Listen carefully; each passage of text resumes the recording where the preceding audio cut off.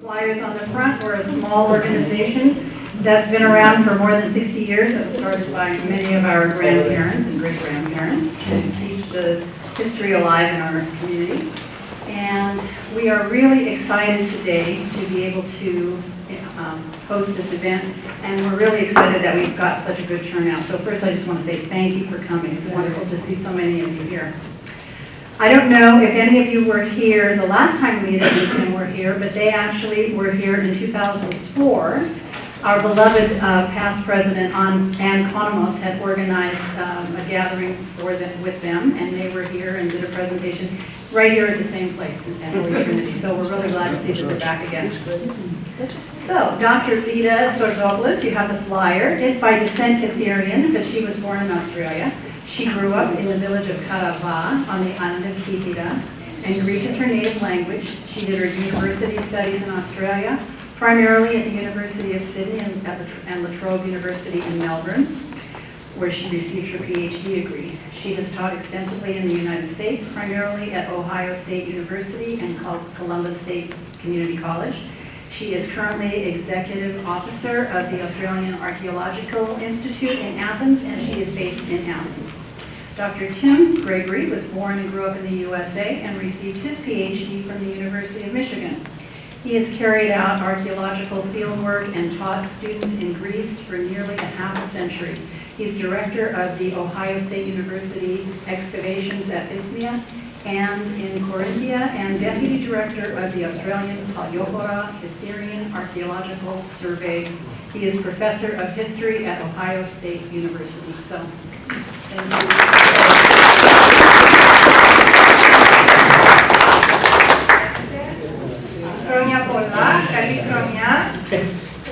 Happy New Year to everybody.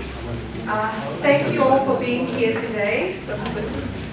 We are very happy to be back in San Francisco, and we are grateful for this opportunity to meet many of you again and to share with you our latest archaeological adventures on the small island of Kythera. The last time we were here, like Vicky said, was in 2004, and it was thanks to the late Anastasia Kondas that we were invited to meet some of you and talk about our work.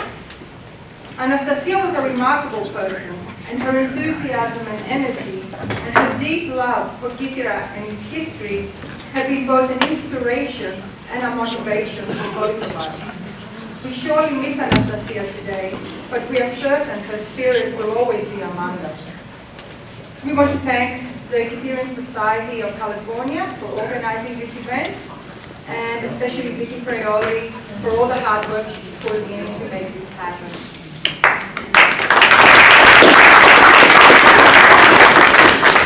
We decided that our presentation today should be less academic and more of a conversation, taking the opportunity to talk with you about our passion for both archaeology and Kythera, and how we have managed to marry these two passions into our life's work.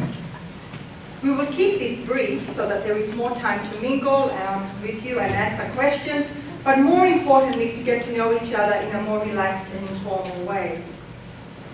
My own love affair with Kythera, my ancestral home, began when, as a 5-year-old child, I was sent by my parents from Sydney, Australia, where I was born, to live with my paternal grandparents in the small village of Kythera. My parents, being recent migrants to Sydney, had the idea that their children should get to know their beautiful island and appreciate their heritage by experiencing the simple life the village had to offer. Despite the harsh circumstances of post-war Greece that led many Greeks, including my parents, on yet another migration wave to distant lands in search of a better future, Kythera remained a place of nostalgia where the heart would always be. As you're all aware, the phenomenon of migration has played a big role in the narrative of Kythera's history throughout the ages. From Smyrna and the coast of Asia Minor, to Egypt, to Odessa in the Black Sea, and in the last couple of centuries to the USA and Australia, as well as to Athens and Piraeus, Kytherians of the diaspora share the common story of survival. Unlike many Kytherian migrants of previous generations, however, my parents were fortunate enough to be able to give us children the opportunity to experience life on Kythera as it was in the 1970s. So, a year after I was sent to Kythera to attend the local public school, my parents and siblings joined me so we would spend the next 10 years growing up in the village. These 10 years were the most formative years of my life, and I'm very grateful to my parents for giving me this opportunity. Growing up with my yaya and papu, aunts and uncles, great aunts and uncles, both cousins both close and distant, in a small village setting was the most amazing experience of my life. Experiencing the last remnants of traditional island life, where people worked hard, toiling the soil and tending to flocks of sheep and goats, riding to the fields on donkeys, and getting the daily water supply from the local spring, eating pita cooked on the fireplace, and going to church every Sunday and holy day was all part of my growing up. But most important of all was listening to my yaya's stories of long ago, of long departed ancestors, legends of ghosts and pirates, local saints and heroes, and yes, princesses in medieval castles, as well as songs sung about the various locations of our village. All those amazing things that enhance a child's imagination. In fact, I dare say it is my yaya's fault that I am now an archaeologist, even though I'm sure if she were still alive, she would have no idea what that means, or what it is exactly that I do. But to me, archaeology presented an opportunity to record, study, and hopefully preserve what little of that timeless lifestyle still exists on Kythera, for the sake of my own children today, but also for future generations to come. Fast forward to the present. Both Tim and I have been working together as a team on archaeological projects in various places, including Cyprus, where we actually first met, the Corinthia on the mainland of Greece, and more importantly to us, on a personal level, on Kythera. Since 1999, we have been bringing students from both Australia and the USA, and along with other colleagues, we have been working on various projects utilizing archaeological methods and techniques, along with historical and archival information, as well as ethnographic and oral information collected from the local informants. Our primary concern of making this information available to the Kytherian community and the general public has resulted in the publication of our book on the archaeology of Kythera, a laborious undertaking that took over 10 years to complete. This hot-off-the-press publication is aimed at the ordinary layperson, as well as the scholar interested in Kythera's long-term history and development. It was made possible thanks to the generous contribution made by the Sydney-based Nicholas Anthony Aroni Trust, whose role in promoting Kytherian studies and preserving the island's culture and heritage has had a tremendous impact. The book itself is dedicated to Professor Manuel Aroni, who was the main inspiration behind its conception and a great benefactor and supporter of our archaeological work. And now I will pass on to Tim because he will have a more objective view of Kythera, because as you can probably, see, I'm not that objective and I'm, very sentimental about it. So he will give you an outsider's view of what it is like to work on Kythera and to live there. So I'll pass on to him.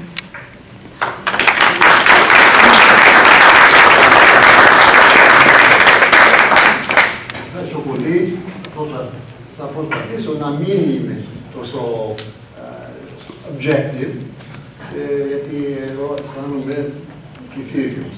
Είμαι εξόγαμος, αλλά εντάξει, έχω ζήσει στα Kythera πολλά χρόνια. From all that, despite all that, I am, I have to confess, an ordinary American boy from a family that has been in America for generations. They too were immigrants at one time, but it was, I'm afraid, several hundred years ago. I had a typical upbringing with nothing especially unusual. Went to high school, all those sorts of things. But my mother always told me something that I never understood. She, too, was of an ordinary American family and so on. But she always told me to learn ancient Greek. And I said, sure, someday. However, after 2 years of university studying, when I was determined to be an engineer, I decided to do just that, to learn ancient Greek.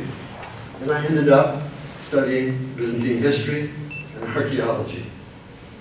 As a graduate student, I didn't have the funds to travel widely or anything, but in my final year of graduate work, I received a fellowship to study and write in Greece.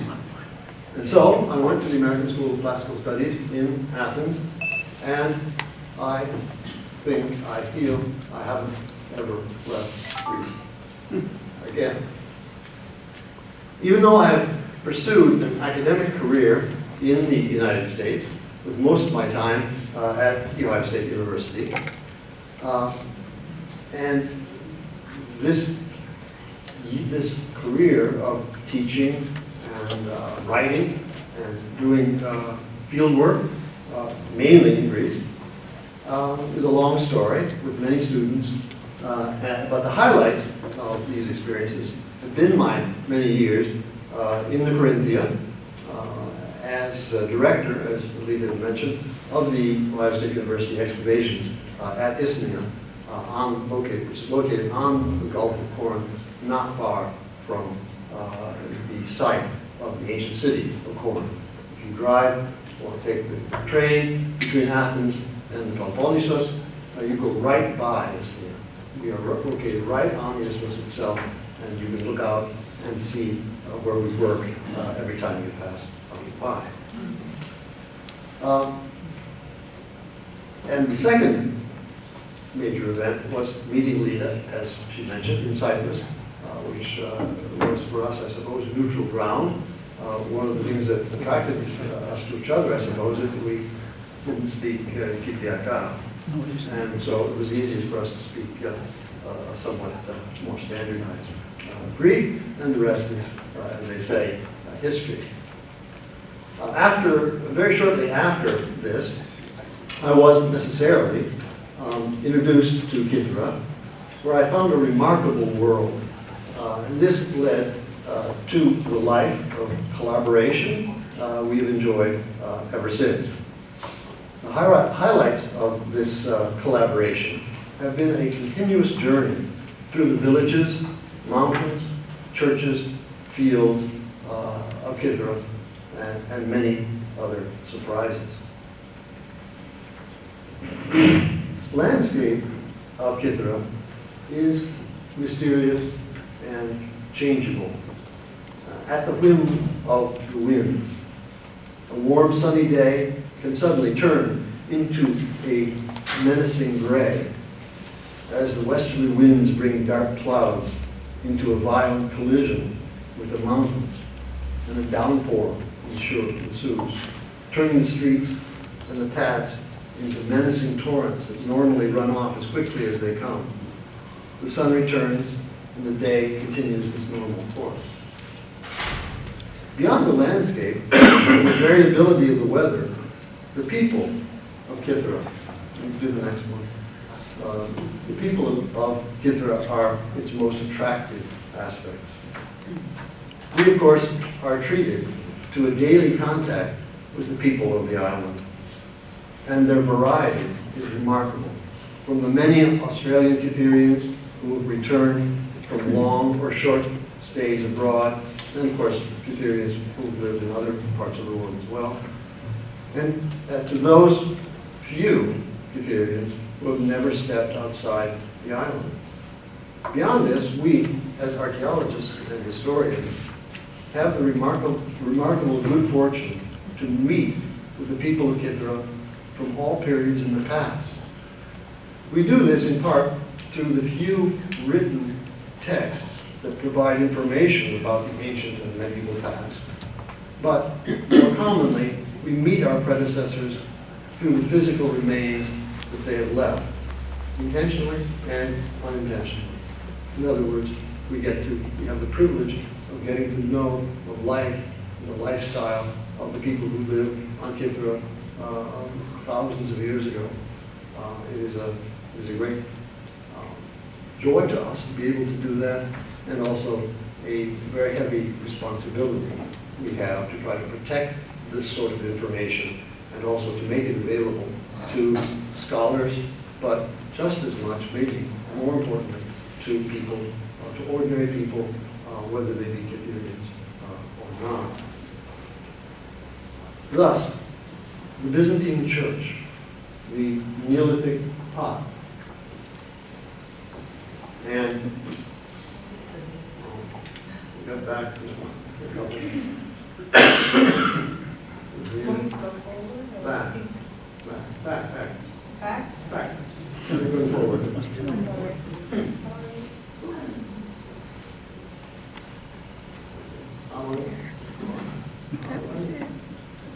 Oh, I guess it's missing. I don't know. Yeah. Anyway, I don't know. Anyway, the 5,000-year-old Neolithic pot is missing. So it's not. So, I don't know. Maybe it'll Just appear imagine a somewhere. pot. It's very exciting. As when you go to Kythera next, we hope that the Archaeological Museum, which has been closed for some time, several years, will be open and you'll be able to go and visit. On the mic, please. Eh? On the mic. Oh, sorry about that. We hope that when, does it work? No. Maybe it's not hooked up. There's a switch on it. I can also talk really loud if I need to. That's what has to happen. In any case, just as an aside, as some of you may know, the Archaeological Museum has been closed actually from 2001, if I'm not mistaken, after the earthquake of that year. Was it then or was it 2000? Was it? Okay. It's been closed then for a significant number of years, and there was a real chance that it would not be reopened. However, political pressure, and the pressure of money has caused the Greek state to undertake to refurbish, to make the museum able to house the many important archaeological things that were contained in it up until the earthquake. So we hope that the museum is going to be reopened perhaps in the spring of this year.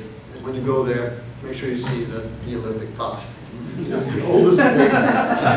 It's the oldest thing that has been so far found in Kythera, and it is something in the vicinity of a little over 5,000 years old. But also the medieval castle.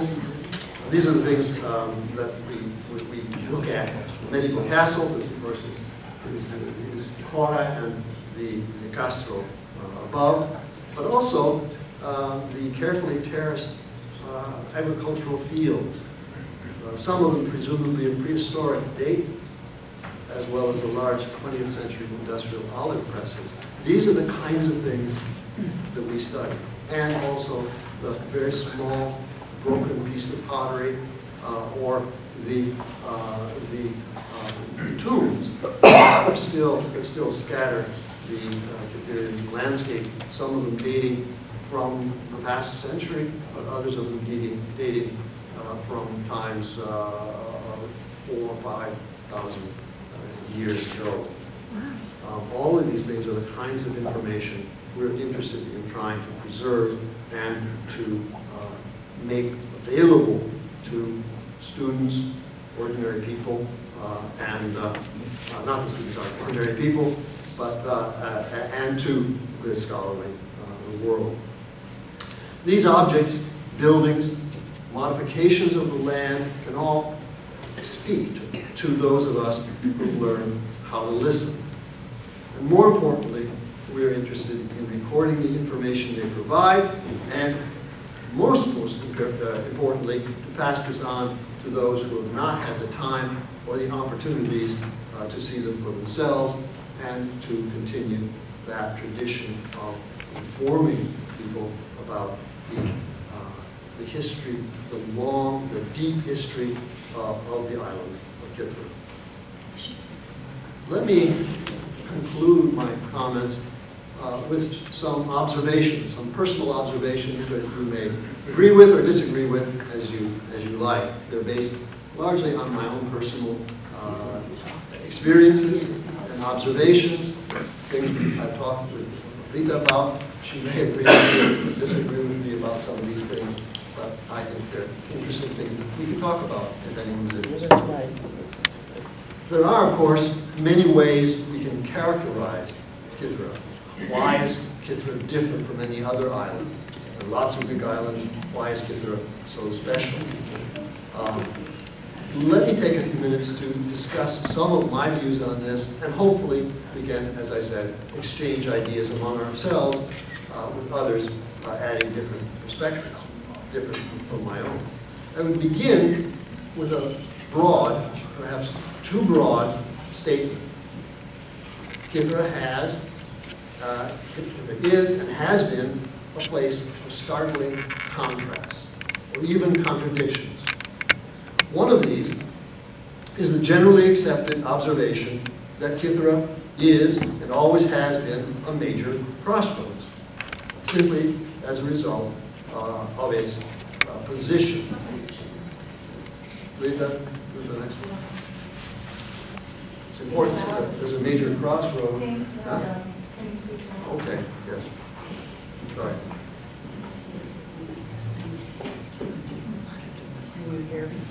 No.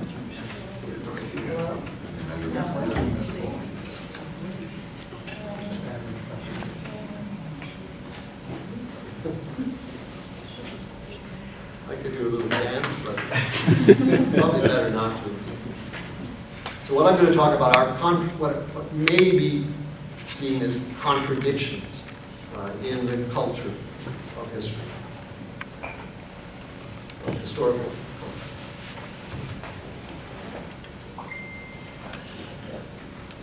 Can you do the next one? Just click on this. Okay, good.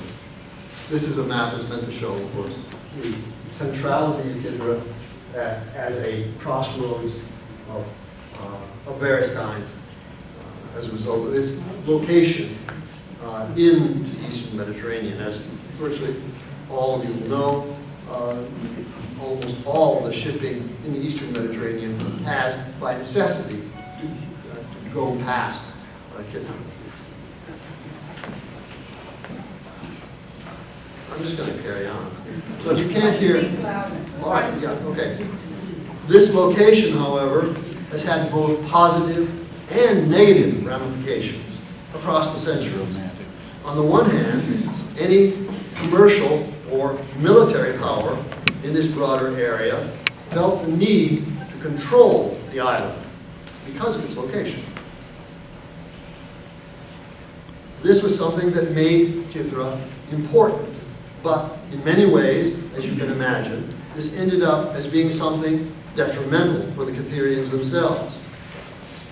That Kythera was important, and therefore every power that could get its hands on Kythera would try to do so. So Kythera has been a battlefield, not necessarily always with wars and so on, but ways to make sure that the foreign powers, those with greater strength, of course, than a small island, were able to be controlled. Tim, can I stop you just for a Yeah. second? Unfortunately, it looks like the battery died on the microphone, and Father's not here, so we don't know how to plug it in. I was just going to say, if anyone can't hear and they want to move closer, there's a few seats up closer if you want to move real quick. And we can also move the podium if we want to do that. Sure, I can do that. It's like it's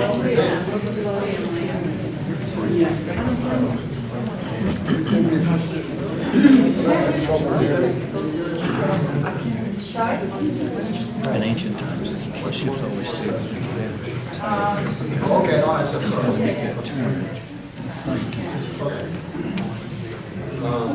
They didn't make it, they went to Africa. So the lucky situation, the fortunate situation that Kythera was important militarily and in terms of commerce, had some detrimental results.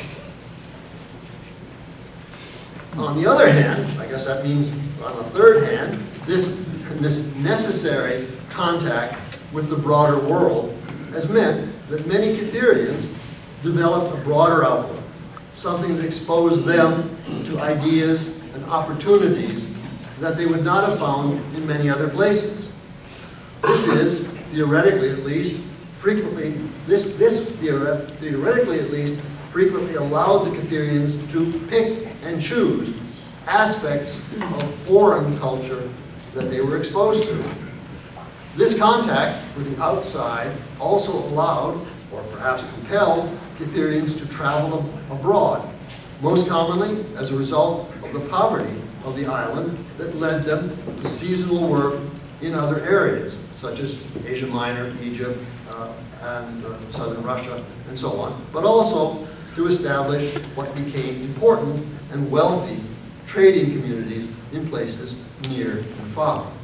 In other words, the fact of being a crossroads had good sides, bad sides, but it always encouraged Kytherians to have contacts with the outside world. And this is something that really does distinguish Kythera from most other islands, but particularly from most places on the Greek mainland. Not that there have not been immigrations from other places to new lands and so on, but the Kytherians tend, first of all, to come back. They come back to Kythera. They tend to retain their connections with the island.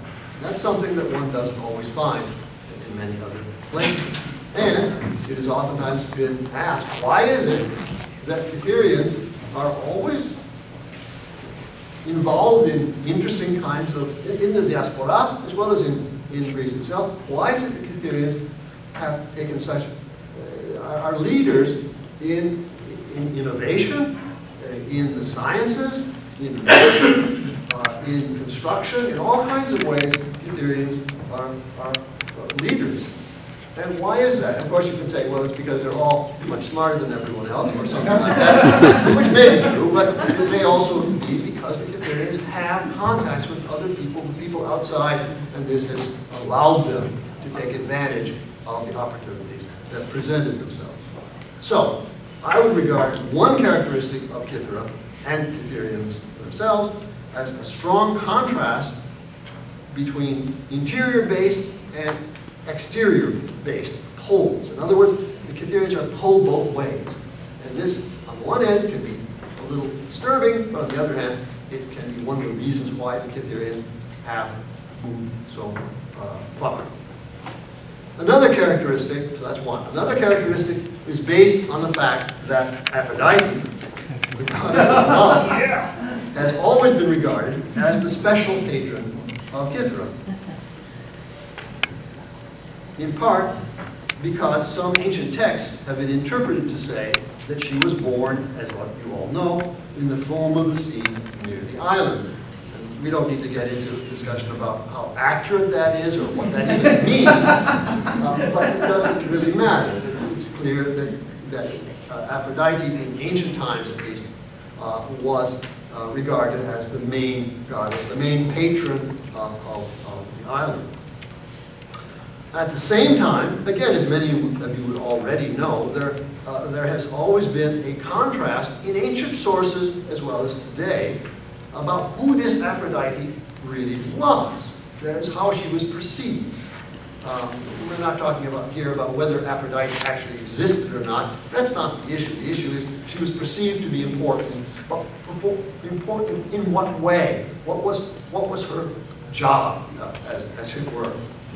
And it has always, what this means is there's always been a contrast between a perception of Aphrodite as the goddess of love and beauty, and between that Aphrodite and the Aphrodite of a harsh, less beautiful reality.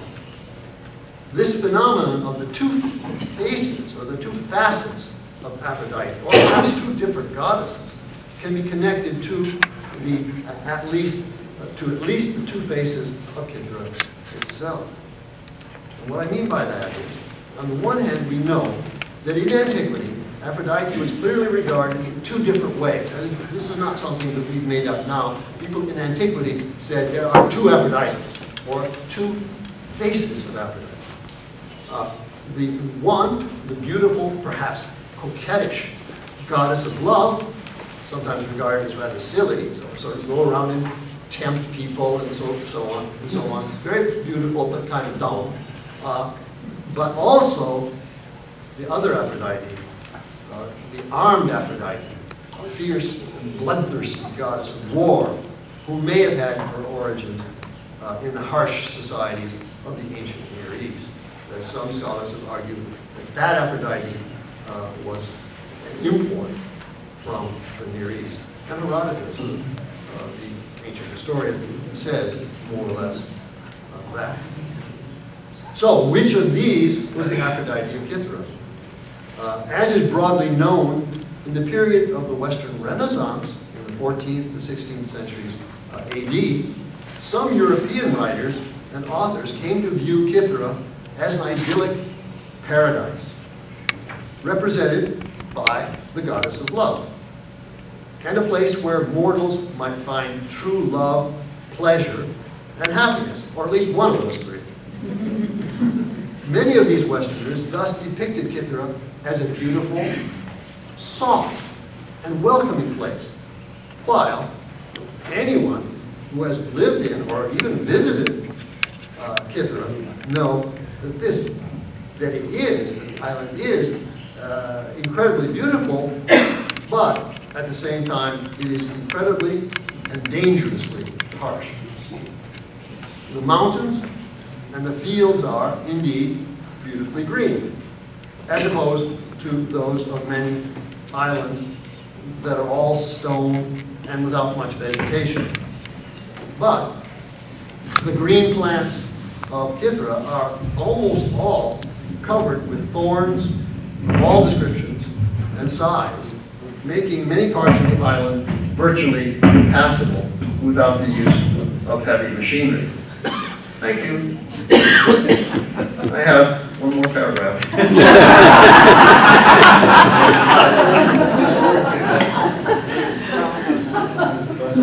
So no one heard anything I said. So this contrast that I'm suggesting between the two Aphrodites, my point is that I think it's not simply something that's a matter of ancient religion or something like this, but it's a true recognition of the dual sides of the island. The island is, and the islands are friendly, but watch out. The water is plentiful, so let's throw it all away. There are contradictions in many things that characterize Kythera. And I don't think these are necessarily bad things at all. They're stimulating things. Kytherians, again, to ask the question, why have Kytherians done so well in the world? It may be partly because they know they've got to watch out. There's always the other side of things. And it may not just be Aphrodite, but it may be life and the world, the way the physical world is. And Kytherians are clever. Some would say not as clever, but sort of extra clever. Take that as you like. And that's not a bad thing at all. This contrast, then, I would argue, was perhaps inevitable. A contrast in the ancient world, a contrast even today. And it can be considered as a reasonable characterization of the island, of its sometimes fickle goddess of love. She herself, in any way, is fickle, secret, attractive, but watch out. And this is, as I said, I think, a good example of the tension between two opposites, each with its own value that, as I mentioned, I personally find appealing in Kythera. So, now that the microphone is fixed, these are just a few thoughts from both of us, from Lita and myself, And let me join Lita in thanking all of you and the association for being with us today, and we look forward to continuing the discussion. So, Archaeological.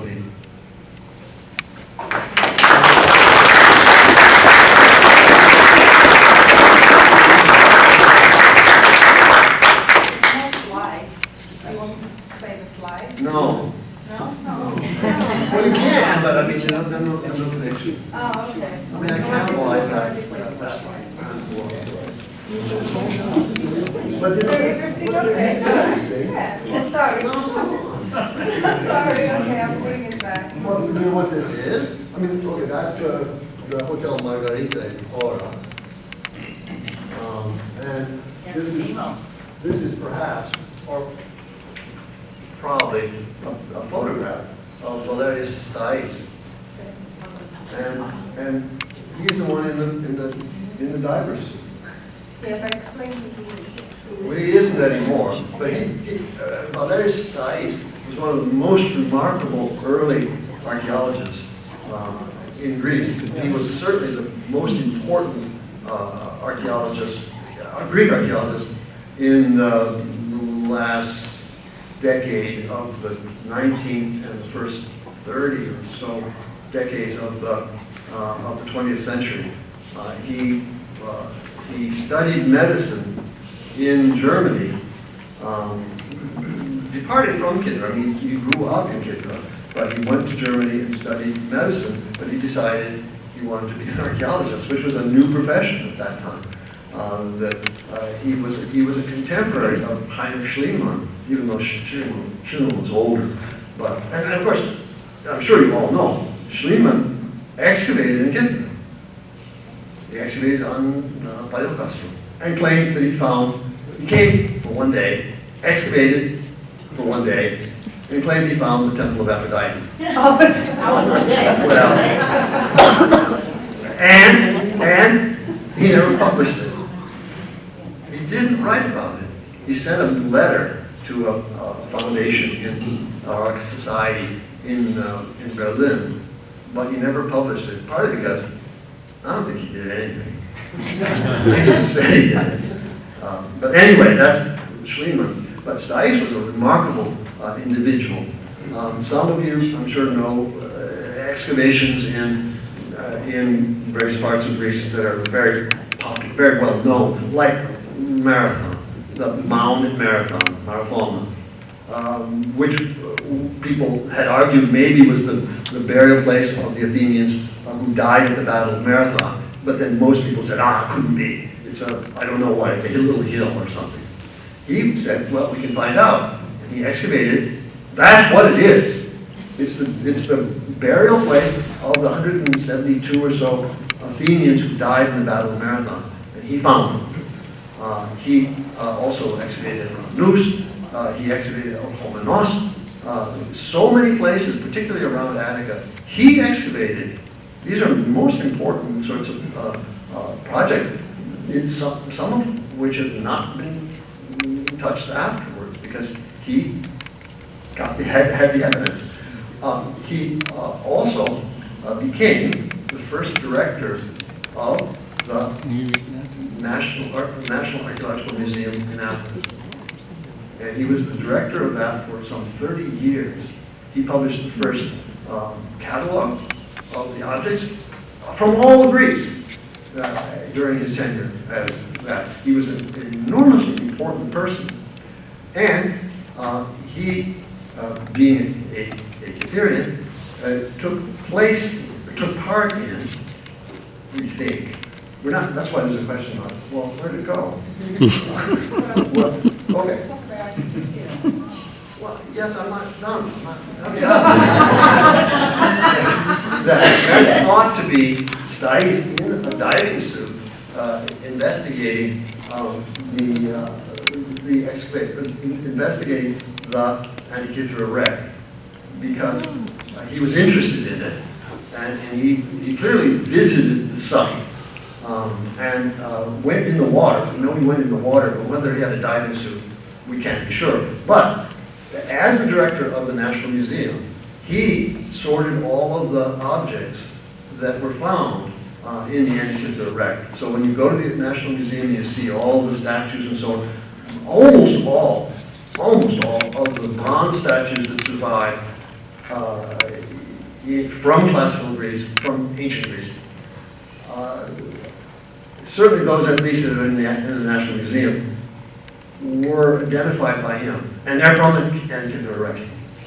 Because it was just full of sculpture, including the most rare, almost all things, bronze statues. Because most bronze statues did not survive because they were melted down long, centuries, millennia ago. And so he was going through all these things, and he looked at what we now call the Antikythera mechanism, and he said, I guess he gave it a kick or something, and a piece of stone fell off it. Because until then, people had thought that the Antikythera mechanism was a piece of sculpture. And he noticed that a piece fell off it, and he said, it's bronze. It's a bronze thing. And he looked at it, and he saw it had gears. And he said, probably it is, essentially, he didn't use these words, but he argued that it was an ancient computer. And he's right. It was a what? An ancient computer.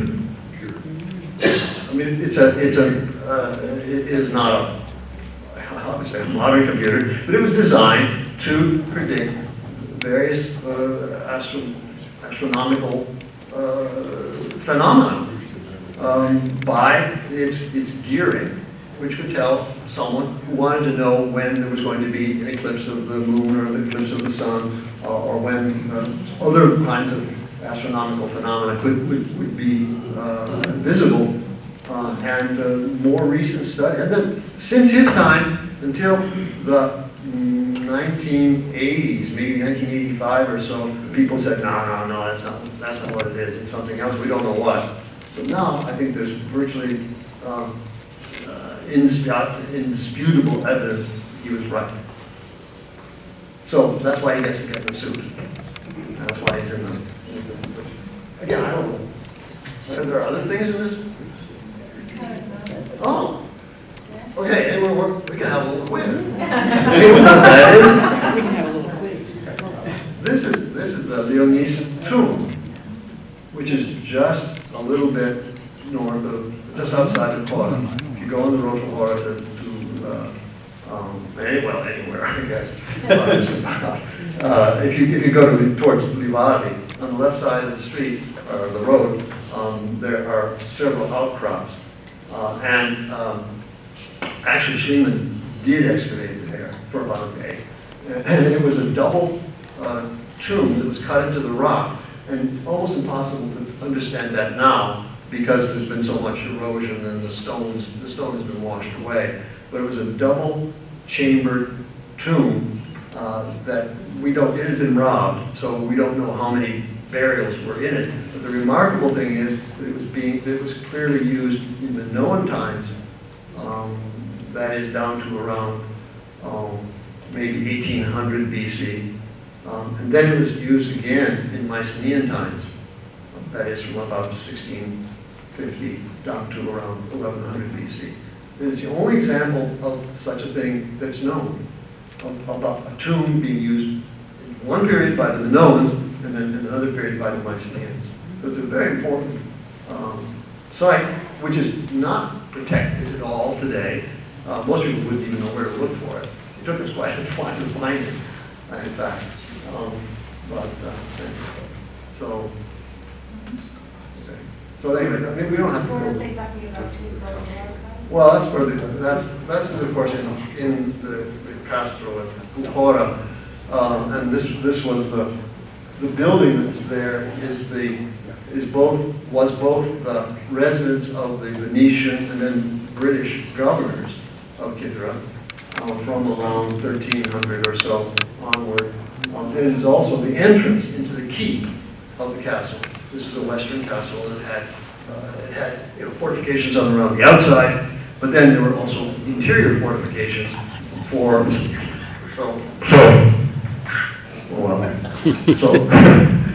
So if the bad guys got in, they would hopefully be kept away from the very central part and the highest part of the castle, where of course the cannons that were placed so that they could fire down into the harbor at Kapsali, so that if someone attacked Kythera, they could fire down onto the ships as they came in. But this is now the location of the archaeo, the topico archaeo from Kythera, which is a remarkably valuable thing. There are so few places in Greece that preserve archives from before about 1800.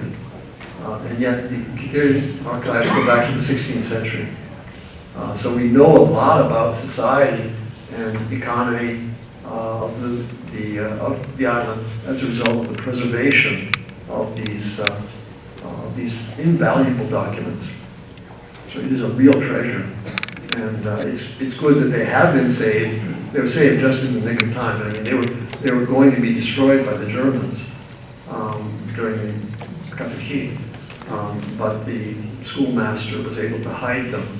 And then after the war, they were brought out. But still, into the 1970s, they were in terrible shape. They weren't being really properly protected. But since about the middle of about 1975 or so onward, they've been preserved, and there's serious hope that they will be preserved forever. They're being digitized. Many of them have been digitized, actually, and they are available on the internet to anybody who wants to see them. This is one of the reasons why there's been such a rise in the study of genealogy among Kytherians today, because these records can, in some cases, take families back to the 16th century or so. Really remarkably important documents. So, okay, well, is that it? We done now? Can I go home? Are there more pictures here? I don't know, these slides are just... You seem to be on the same. This all random? Oh, okay, well here, there's stuff from the Antikythera wreck. And also some other things. These are from, I mean, look, that is the best preserved, well, I'm not going to comment on physique, but this is arguably the best preserved ancient Greek sculpture in the world. And it's from the Antikythera wreck. And all that's left, or all that's missing, is what he's holding. No one knows. No, he's called the Antikythera boy, or the Antikythera boy. Or something, yeah. The youth, okay. But who is he? And what's he doing? And there's been all kinds of ideas that he's holding out, the apple that's at the basis of the whole thing that leads to, who's causing the trouble? It's Aphrodite's causing the trouble. And so, yeah, and in the end, so in this case, it goes to Helen of Troy, and there you are. But anyway, it's a remarkable thing. So what? Is there anything else? No, you may think I'm terribly disorganized, but no, I'm just clever in the sense that what I've done is I've taken an old. Oh, yeah, Timothy. Yeah, I'm coming to that. I just took an old PowerPoint and then cannibalized it for the first part of it because I wanted to use some of the slides that were in there. Anyway, so that's all. But yeah, this is the well, it says clearly enough, the Archaeological Museum of Kythera, as it was before the earthquake. It now looks better than that, except these things are no longer. I don't know, at least a couple of months ago, they were not visible anymore. They're somewhere, one hopes. Can you tell us what those are? Well, there are two arguments about what they are. They show signs of, well, in fact, they were found in the sea, and they have signs of incrustation from little sea animals and so on. So they clearly were in the sea, and everyone immediately argued that they were anchors. And that makes a lot of sense. Although at least one scholar argues that they weren't anchors, partly because what good would they do?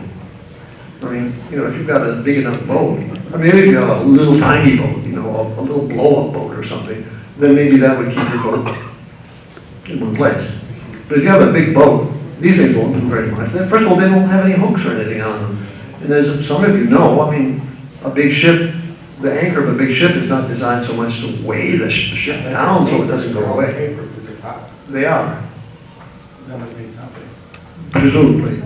Maybe. Anyway, one argument is that they can't be anchored because they wouldn't work, except for very small ships or small boats. Maybe for fishing boats. Yeah, maybe. It's possible. No one knows. But one argument is that they're not designed for that, but rather they were designed to have a marker on the top.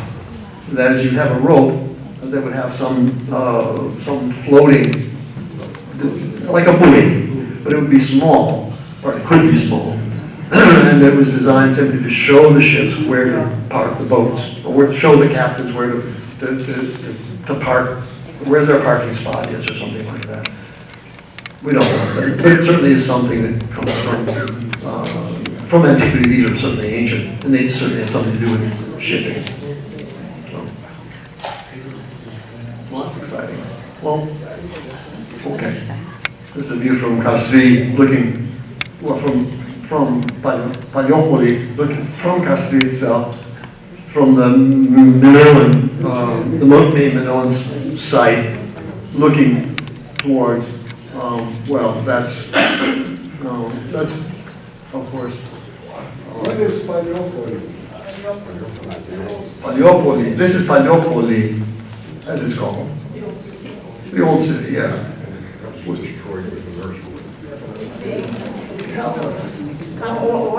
Read the book. Paleopoli is simply a modern name for the area, this whole area around here, that has been declared as an archaeological site, which is why you don't see very many buildings there. And we're looking towards Avlemanos. Avlemanos right there, and then up that mountain there, on the top of it, you can perhaps see, right? There's a white building. That's the monastery of Archaeological. And it is the location of the only Minoan peak sanctuary that's been found outside of Crete. This is an absolutely explosive find when this was discovered. That here you have clear evidence. We knew that the Minoans were in Kythera in large numbers, and we know more about that now as a result of more recent work that's been done. But the discovery of this peak sanctuary shows the Minoans had come with their religion. So that's and what. right here, like in this area here is where all the tombs are. Yeah. Minoan tombs. Right. That's where a lot of the ones that are better preserved. They climb up and explore them. Yep.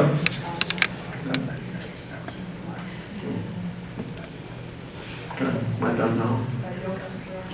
Oh, okay. Well, okay, this is Paleocastro. He seems to be looking up. And that is what these exciting remains were. It was whole place. This is the Church of Archaeological, right there. And it was earlier excavators were trying to find the temple of Aphrodite, and so some scholars thought that maybe this is where it was. And Yannis Petrochilos, or one of the persons of that name, who was an archaeologist who taught at the Patrocinio, Ioannino, for many years until he just retired this past year. And his excavations, it was hoped, would reveal the temple, the famous temple, one of the most famous temples in the ancient world. Partly because it was kind of a naughty temple. Aphrodite had friends and so on there was thought, and therefore it was something that was a little bit scary. Like the one on the Aproximately, which is supposed to have had 1,000 prostitutes, which would be kind of hard to manage. Anyway, it was thought that maybe Petrocius will have found, or had found, the temple of Aphrodite there. But he had a lecture when in November. In November, he gave a lecture and announced that he now has what to him are conclusive evidence that this temple, and he thinks it was a temple, was dedicated not to Aphrodite but to Athena. That's to Athena. Yeah. So that made some people unhappy. They still want to find Aphrodite, but they got Athena instead. Oh, these are some of the stuff from that excavation. And it's actually one of these that, or maybe that's the same one. Maybe it's that one, I don't know. That is stamped, and it has the name. It's not Aphrodite. It's not Athena. It's Paralogia. It's what the Spartans called Athena. They had different names for lots of things because they had a significantly different language. What's that? Oh, that's wonderful. This is Payola. So can you see where you almost fell off? No? But you'll never see it looking like that again, because this is before it was conserved by the Archaeological Service. Why don't you tell us what it is and have the history of it? Well, not the whole thing. I have to read the book.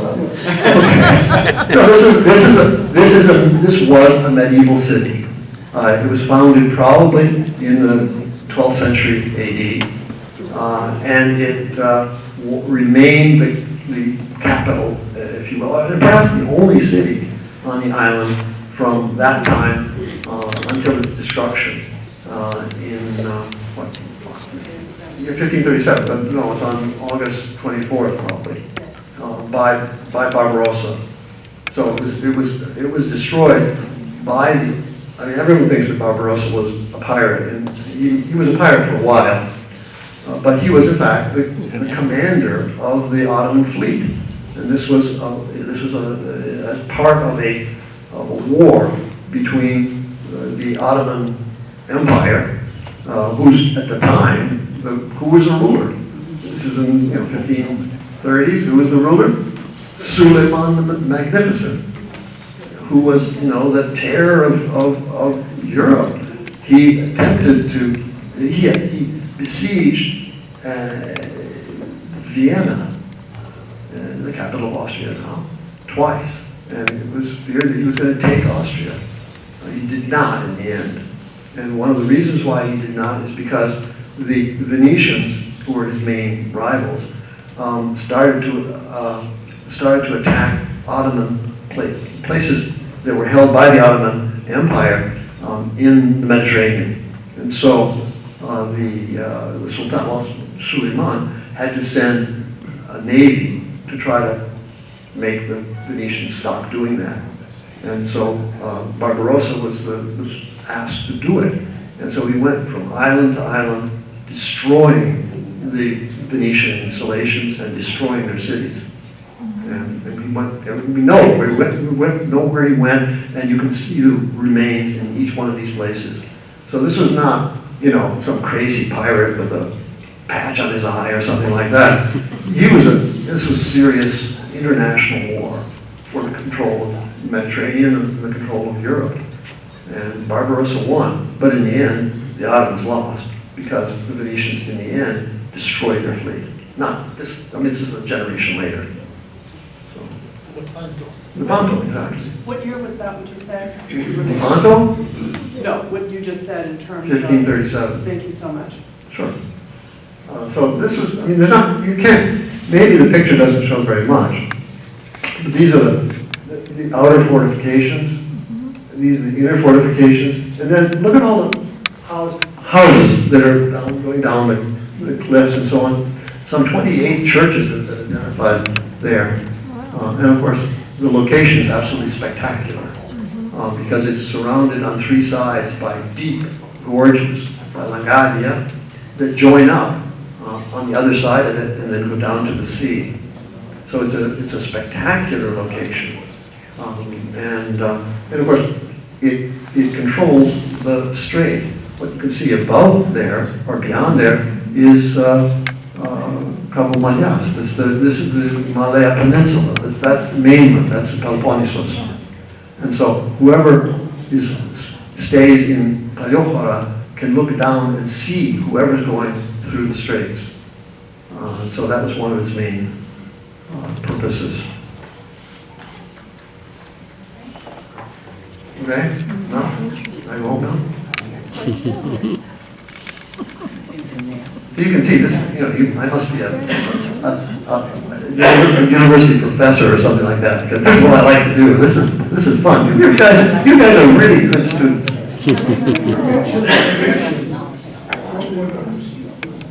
Kythera part of the Yes, sure. And for how long?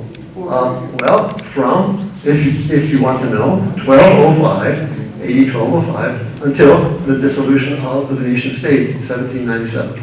Wow. So that's all. It was a Venetian property, you could say. It was as a result of the Fourth Crusade. When the Crusaders went to Constantinople in 1204, how'd they get there? They went on Venetian boats, and the Venetians made a deal with them. And so in 1204, Constantinople was conquered by the Crusaders, and the Venetian or the Byzantine Empire was temporarily put out of business. It was taken over by Westerners, and all of Greece was taken over by Westerners, virtually all of Greece. But the Venetians didn't want land; they wanted places where they could park their boats and so on, and maintain their trade and control the sea. And so they were given as a agreement with the Crusaders a number of islands, and Kythera was one of them. I assume there's a good natural harbour on the island. Does it still function, or when did it stop being of importance? Yeah, it's interesting that the island has, its location is important, but it doesn't have very good harbors. The whole western side of the island has no really usable harbor. The harbors are all on the east side. It's not that there aren't any harbors on the west, but the problem was that the westerly winds blew right into all of them. And the other problem was that it was virtually impossible to ascend from the harbor up into the center of the island because it's just too steep. The pirates knew how to do it. The pirates knew that they could go into some of these harbors on the west with small ships and then sneak up these gorges, not bringing cannons or anything like that, just coming in with knives and sticks and, I don't know, naughty faces or something.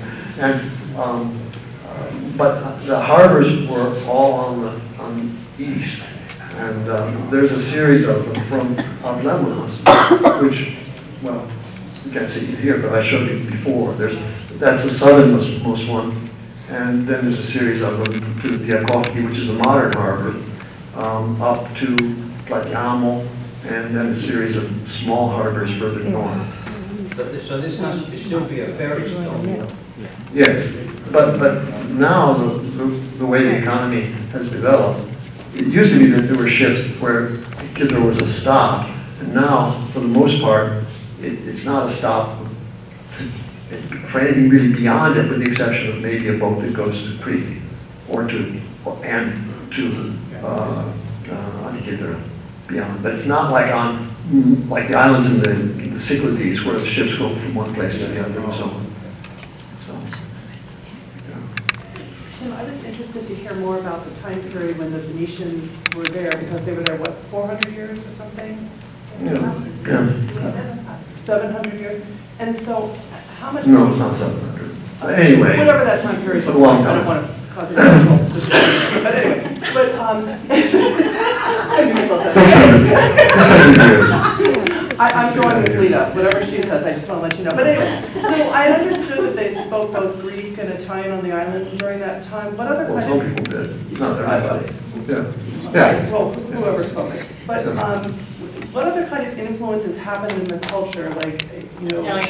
Yeah, Italian influences happened, you know, on the island. I mean, it's a large time period. I was just interested, did the Vatican get their hands on anything? I mean... They tried, Yes, I was and they wondering. failed. It's interesting that many of the places that were conquered by the Westerners at the same time, especially the islands in the Cyclades, and those of the other Ionian islands further north, and as northwest, many of them today have large Catholic populations. There's Greeks who are Catholics. And you see this in particular places like Tinos and Naxos and Kythera. Yeah, Syros. Yeah, I mean, Syros is a perfect example. You go into the port of Syros and you see on the one hand the Catholic Church. The Catholic Church is on one hill and the Orthodox Church is on the other hill. But in Kythera, Catholicism didn't really ever take any hold. And it's hard to know exactly why that's the case, but it partly seems to be that there weren't very many Catholics, that is Westerners, who actually came to the island. And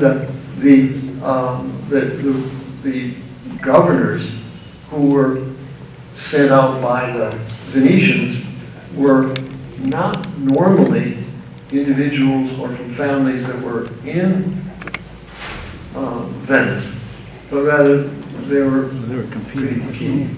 They came from Crete. And so... But you know that in the Castro, the church of the Mythidiotisa, the one that you can go and see inside, that used to be a Catholic church. Right, it was built as a Catholic church. The The Mythidiotisa... icon of the Mythidiotisa was brought to this church for safekeeping. It was held in the Catholic church on the Castro. What did you For many say? years. I can't hear. Sorry, can't hear you. Okay. I was just commenting on the church of the Mythidiotisa, which is on the Castro, like in the castle in Hora, was actually a Catholic church. It's no longer. It's now an Orthodox church, but it used to be the Catholic church in the Castro. built as a Catholic church. That's right. You can see, like, its architecture is not the typical Greek architecture. And the icon of the Mythidiotisa was brought in for safekeeping into that church for a couple of decades. And that was because they were worried about the pirate attacks, where the monastery of Mythidiotisa was kind of dangerous, so they brought it to the castle for safekeeping. So, and we know that that both Catholics and Orthodox venerated the Mythidiotisa. Yeah. So, yeah. Part of that's because the Westerners wanted to get hold of it, both because it was felt to be, a powerful thing, but also it's a symbol of power. So they wanted to hold on. They wanted to have it. Explain what Mythidiotisa. I just happen to have an icon. Yeah, we carry it wherever we go. There's no picture of the Mythidiotisa. No, but we have one right there. Okay, sure.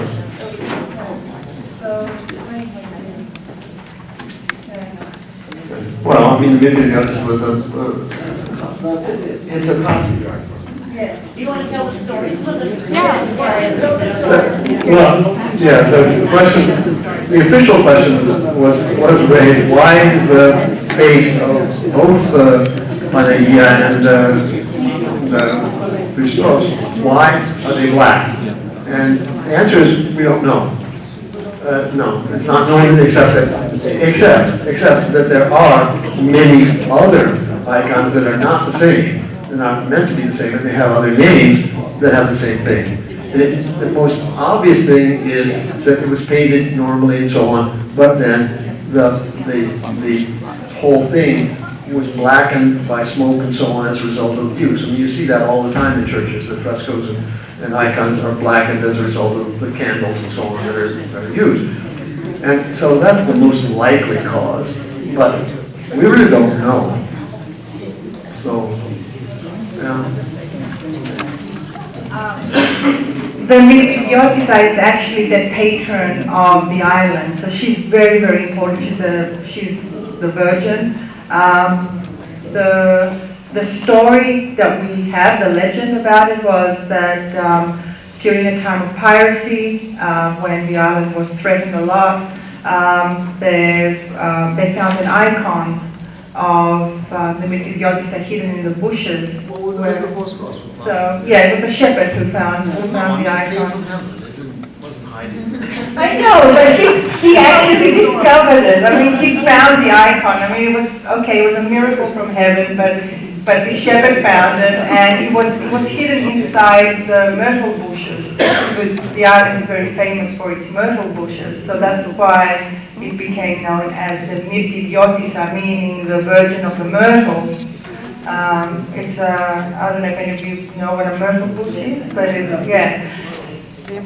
so that's why she's a Mythidiotisa, and she's the patron of the island, and she's a protector against piracy, and she's also, she's a protector of everything, but also women who want to have children, who cannot have children, they make tamata or vows to the Mythidiotisa and things like that. So she's very, very important to the island. Did you mention about this, the face is black? Yes. Because of the murder. Well, We don't really know why. There's a lot of speculation about that, but we don't know. But that's how she's always depicted as with a black. That's how the icon was found, so of whatever the story behind it is. It's a mystery. You don't ask these questions in religion. You just accept them for what they are. well, actually, it's an interesting.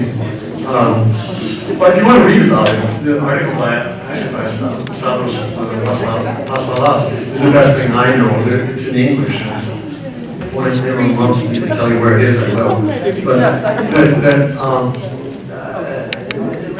But one of his ideas is that interesting, and it kind of actually relates to what we're talking about today, or what I was talking about today about Aphrodite, that in the Near East there has been always a tendency to try to see, to refrain from seeing the face of God, to seeing gods and so on as being like humans, that they're meant to be something else. And certainly in the area of Syria, Palestine, and so on, and certainly in Cyprus, there was a tradition that the gods and goddesses were not to be worshipped as statues. They're meant to be worshipped as a stone. Either a stone with no, just like a boulder, or something that maybe had been cut down to be maybe even a kind of triangular shape. And these things, which are called beetles, or beetles, not beetle really, but it's a beetle. And we know that this was very common. It's the kind of thing that you see in the Old Testament too, about no making pictures of God. Do not do that. But then, of course, Christians said, well, never mind. It's okay. But it's clear that there was, in Near Eastern culture, there was some tendency to try to stay away from that. And Paspalas wants to argue that this is perhaps a continuation of that sort of idea that survived in Christianity. It led to iconoclasm and that sort of thing. And it's a desire to say, this representation is human-like, but not completely. And we want to cover up the human aspect of it. Yeah, because there are no eyes, or like there are no features, facial features. It's just like a black face. So. I don't know anything about archaeology, but it occurs to me that the island is very rocky. How do you excavate I mean, is the archaeology excavation, or is it just examining the foundations of buildings? Sure, that's a good question. And the answer is, archaeology is very it's not all one thing, it's not all excavation. Much of the work we did in Kythera and in other places in the Corinthia are what we call surface excavation, or not, no, surface survey, or surface explanation, or exploration, where you look at things that are on the ground, on the surface of the ground. Even though you could dig, you don't, because sometimes digging is, first of all, destructive of all kinds of things, and also it's very, very, very expensive. So you can do a lot of work on the surface, especially today using things like remote sensing and so on. But nonetheless, excavations do take place in Kythera because it's rocky, but there are places that are not rocky. And so there are lots of places where you can actually dig archaeological trenches and so on. It's okay. Let me just tell you one more story that is kind of, apropos of the business of the Kythera. But there's another very famous icon, which is nearly unique in Kythera.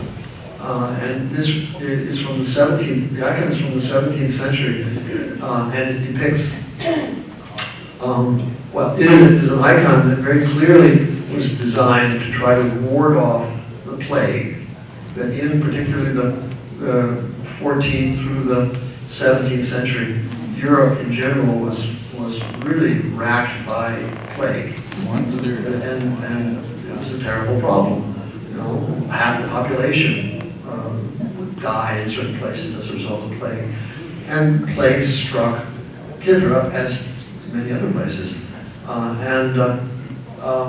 This icon is clearly designed to try to ward off. It's designed to be something to protect the people from the plague.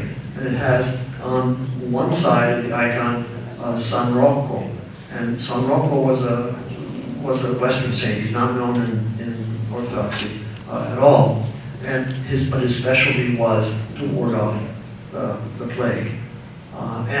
But the interesting thing is, and San Rocco is shown in the icon. He's standing up full in his purely Western clothes. And he's holding in his hand a copy, I guess you'd say, of the Church of the Trinity in the Castro, which is a Catholic church. So he's saying, I'm Mr. Catholic saint, and I'm protecting everybody, or at least the Catholics, against the plague. But right next to him is Theodoros, the other patron of Kythera. He and the Virgin Theotisa are the two patrons of the island. And so here's Osius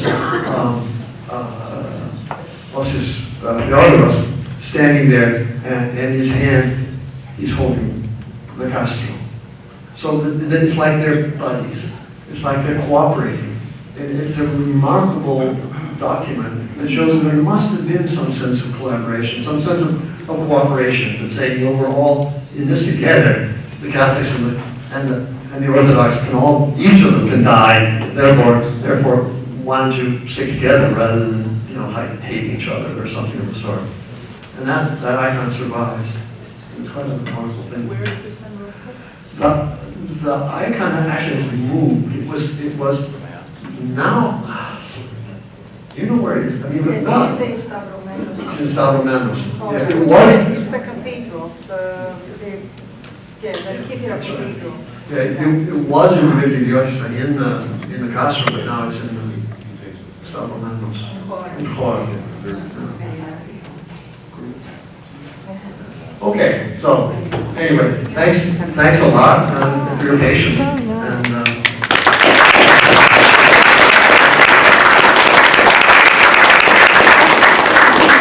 didn't get a chance to see it, I just wanted to show you their book. I have one copy left that someone could buy if they wanted. I see a hand up. Oh, we got yours already. Only one, you get this. You have to count for there's one more. But there's places, Cynthia, you want? Okay, they're sold. Where? Sorry. But they are available online, you can order them, and there's information on the tape and where you can get them. We don't want anybody to leave yet. We kind of meant this to be a time to mingle, get up. And also, I have one more presentation to do. But we've got lots of food, so have something to eat. But I just wanted to introduce Melissa, Miss Chat, and she's another one. She has a little presentation. It's a very sweet, tiny presentation. First of all, thank you all so much for showing up today. This is a gift for me to be here because Anna, our beloved past president, had asked me in 2004 when they came to do the introductions. And then I got to see them again in 2008 when we were in Kythera, and then to see them today again is a real joy. So we have, since it's close to Valentine's Day, it just seemed only appropriate that we give them each a pound of chocolate. So to keep them energized, to keep digging and finding treasure. So blessings and thank you so much. It's so good to see you.